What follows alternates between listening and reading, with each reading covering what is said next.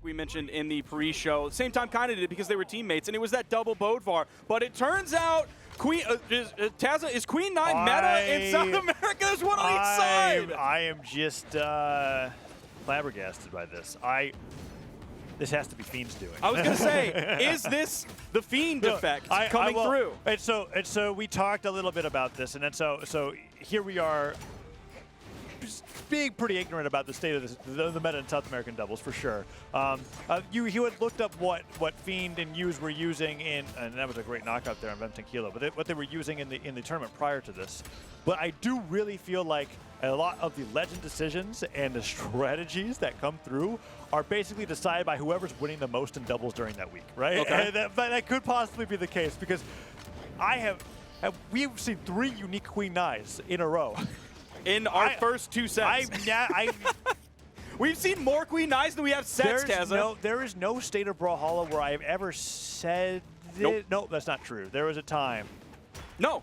There was a Queen 9's never really been meta. It's been like the handful of Queen 9 players, but it's a Queen 9 player thing. Like Fozy has a Queen 9, but that's a Fozy thing. I had to dig really far back in NA to even get to a Queen 9 pick. Yeah, this is nuts. Wow, VecinaA taking the big beating there off the side of the stage to VecinaA. So we've got, on the other hand, besides the Queen 9s, Amethyst and Olgrim. So we've got our Axe standard into the best legend in the game, Queen 9. Okay, side-sigged into the Qatar weapon throw there. That's a ton of damage despite no knockback. Yeah, this red team is going to be swinging because they have the high-strength Zal and, of course, the high-strength Queen 9 as well. Yeah. Queen 9, one of the few legends in the game whose stat is sacrificed for her relatively high stat line is movement speed, which is something that most players, in my experience, value very highly. And is oftentimes the only reason not to pick the character. It's just because they might not like how, because the movement speed affects your grounded sprint and your air drift as well. It affects everything.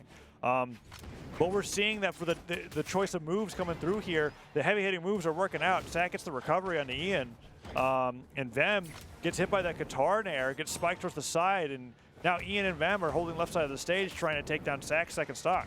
That's going to be tough because that means VecinaA has the option for all of these follow-ups, all of these punishes, picks up a 2-piece onto Ian, but that is a Queen 9. What do we always say, Taz? A Queen 9 never gets knocked out. Yo, that ground pound could have led to a huge stock loss there, but the momentum was stopped. I believe it was a weapon toss that came out from VecinaA. Unfortunately, that would have taken VecinaA possibly out of this game. A very dangerous game state here right now. Okay, there's the neutral. Okay, SAC, while VecinaA's recovering, totally just focused on cannons airing back to the stage, gets a double knockout on stage and says, like, look, you could have been knocked out here. I would have won the 1v2 regardless. I got you. What a great finish there coming out from SAC on the Queen 9. We're going to see this offstage exchange right here. Qatar, neutral sig lands with Dare. Neutral sigs again immediately. That awesome. Signature is not a great signature if we're talking about 1v1 because it is highly punishable. It has a really slow startup. But in 1v2, it's... Hey, he's making it work. I'm saying the raw frame data on it is not a favorable move. But there was no team combo coming in there. He just dare neutral sig. I'm telling you, that's SAC difference. That's SAC difference. All right. That is SAC succeeding with that signature. Where you were going with that because I was kind of like, yeah, the conditions are even harder than 1v1, and he landed it twice. Yeah. I'm telling you, that's SAC difference. That's him overcoming the drawbacks of that signature to use it in neutral, which is not something you see. I don't know why I just assumed that you were saying, but in 2v2s, it's good. That's what you can get away with more in 2v2s, so I think it's better, but I don't think it's miles better to where anybody other than SAC is going to be doing stuff nasty like that. Yeah, that was fantastic. And look at the setup. Oh, that coverage is disgusting. That sort of coverage, I mean, SAC does go down there, but that's something that I will just give straight up credit to Boomy and Sandstorm for doing first, where they did like the Zol down sig at the edge while Boomy stayed right above him with Blaster's downlight. Yep. And they just modified it with Queen 9 side sig, and honestly it was more terrifying to me, to be honest. That was really cool to see. Vem still on 3 stocks. VecinaA same case. Edgeguard opportunity here. Vem going all the way off of that downer. And Ian with the friendly fire. It doesn't matter about the knockback reduction if you're hitting him with a force as hard as Queen 9 side sig. That's going to do some damage. VecinaA still living on this first stock. You know, we haven't really talked too much. Oh, just ended up falling there. That is Ian put on final stock. They're already down 0-1. Yeah. Let's see, and now they're all on the left side of the stage, and Vem trying to take control over the top plat. VecinaA and SAC are very well aware that they have complete control over game number 2. Even that Nair comes through. We were talking about how VecinaA was still on first stock. That's still the case. Even after getting hit out of stuff recovery effects. Dude, he chain dodges through the Queen Eye side stick after hitting the neutral light to avoid that hit, and Ian is just letting a rip there. Even getting the double knockout despite hitting his teammate, and does even up the game in stocks, albeit barely. But he ended up hitting Vim10 Kilo, adding a little bit more damage on to that second stock from Vem, who is very much in the red. Oh, VecinaA, they're starting to add up that damage very quickly onto him. He's already orange on the second stock. Is Ian but done? Ian might be done. Just barely missing, but in comes Vim10 Kilo! Oh, and there he goes. He straight up said, Mr. President, get down. That cannon recovery, he was blasting off after that one. Ian does make it back, though, because of Vem's efforts, and that makes this much more possible to win here as opposed to having that 1v2 at the state that he did. Ian does go down, but Vem, Lance, I feel like with how it moves you when you hit the Sares, is the most doable 1v2 weapon at times, because he can just Sare through, hit an opponent, knocks him away, chase dodges after the momentum. That's going to be tough to come back from, though. Yeah, especially when VecinaA is out there. Dude, he's dabbing. He just straight up did a dab on that frozen screen. I'll have to see that in the replay. I didn't catch that live. Yeah, there was that recovery coming through. Great finisher here. Coming up from VecinaA with that axe recovery. And that, with no dodge coming through, he's just going to hit him right there. And we're getting a freeze frame on the dab. Where is it? He's dabbing. Oh, yeah, there it is. Look at the camera. Really just playing nicely there. Zooming in on VecinaA, who just picked up the last stock. Now, you talked about that movement speed earlier. SAC is opting into the movement speed stance. Of course, so Ian is as well. That is a standard Queen Nai option. She's not hurting for defense. She's not really hurting for dex. She's not hurting for strength. So, obviously, put one more point into that movement speed. Yeah, if you haven't experienced 2-speed Nai, give it a shot. No. Look, I'm going to tell you, you don't have to. You ain't going to like it. Just find out why that's not really the choice there when it comes to the stances. Here we go. Game number 3. Spark, we might be in for another quick one at this rate because VecinaA and SAC did even better in game 2 than they did in game 1. Now, I will say that Ian did have a rough burst stock. And he's having it again. Oh, okay. SAC with the side sigs. He's sniping these stocks away. Using the side sig really well, and Ian was actually throwing a lot of them out previously to middling success. He definitely had a lot that he just straight up whiffed, but he also had some that picked up both members of the red team. He had some that lead to KOs, but he also picked up his own teammate in a few of them. I believe he even took out his own teammate's stock at least once or twice with that side sig as well. Speaking of friendly fire there, that Cider comes through. I don't know if SAC touched stage. Okay, he did.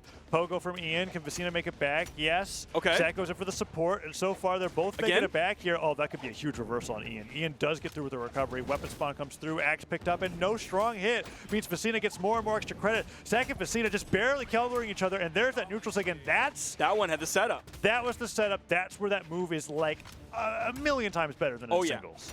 Because it just lingers for so long that you'll catch that knockback. And at the same time, SAC and VecinaA go down, but at the efforts of their recovery and helping each other recover, they got an extra stock to boot. And now it's 4 stocks to 3, and Ian already damaged, meaning that blue team's on the verge of getting knocked into the elimination bracket. So looking at one of the big difference makers from the last game was Ian's second stock. It was deleted almost immediately. Yeah. Meanwhile, this game, he's doing a better job, not quite as good as SAC and VecinaA, but he's staying ahead of Vim10 Kilo in the damage taking and stock losing process. Well, but that could change very quickly here, depending on the team combo that they get, right? Ian going down to that side sig once again. SAC dashing forward, dashing back, gets the Nair, and VecinaA just staying centered, throwing out the axe recovery to catch anybody jumping too high unawares, and they're pushing this lead further and further. VecinaA's the one most vulnerable to going down here, and because of that, SAC is just taking the aggression onto Vem, dodges that dare, does get hit by the side air.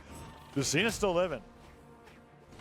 Ian is doing his best. There's the one he wanted. That's the neutral air. That's going to spike straight down. You got to hit it like that 6 o'clock position in order to get that straight down hitbox vector. Oh, down sig dodge and a landing cannon there actually is what's used to punish that. Sidelight Cider does not hit. But the second sider comes back onto the stage. Downsig avoided. Vem, Tequilo, and Ian doing a great job here. Edgeguard scenario for Vem. Does the Downsig come through? No, SAC just really wants to land that side sig. Blue team's actually doing a really good job here. They took away that stock from SAC. Yeah. They have the 2v1 opportunity here. Oh, this could be it. They're going to grab 2 hits. They're going to put VecinaA into the orange. Ian's doing a pretty good job surviving. Same thing for Vem Tankilo. Finally hits the side sig, taking VecinaA out of the game. This is 100% winnable for SAC, but the blue team is absolutely in this, and they need a victory here if they don't want to take a trip down to the elimination bracket. Let's see if SAC can do what he did in game 1. He technically won he ground pounds right through everything, and Vem with no recovery gets hit by the dare, and in the 1v2, SAC makes the amazing comeback of, well, getting 6 knockouts that entire game. I mean, VecinaA, great job playing support, but really that whole set was SAC. Game number 1, VecinaA recovering back. SAC gets the double knockout. The ground pound, that's the Spear player's dream right there. Hitting the ground pound at 2 different angles, either side of the stage, getting 1 knockout and going for the edge guard on the other side. We see that pogo right there. That's enough force. You're Queen Nai. You're going to get that knockout with Spear Dare, and they're going to move forward into the winner's bracket in the top 3. I do really want to give a lot of credit to Ian there, even though his team caught the L against SAC and VecinaA. Looking at the PRs between these players, there's a stark difference. SAC coming in at 5, VecinaA coming in at 8, Vem Tankilo coming in at 9. So they're all kind of in that region. And then Ian coming in PR 19 with $800 in earnings. He's a 3-digit earning player compared to all of the 4-digit players that is everyone else in this game. And this was a similar story in singles last weekend as well, whereas we were getting to that top 8 and we knew all the names and we're looking at Ian and we're like, okay, let's see what's going to be happening here. And Ian brought in his own style of Katars with the Asuri and is now also doing the same.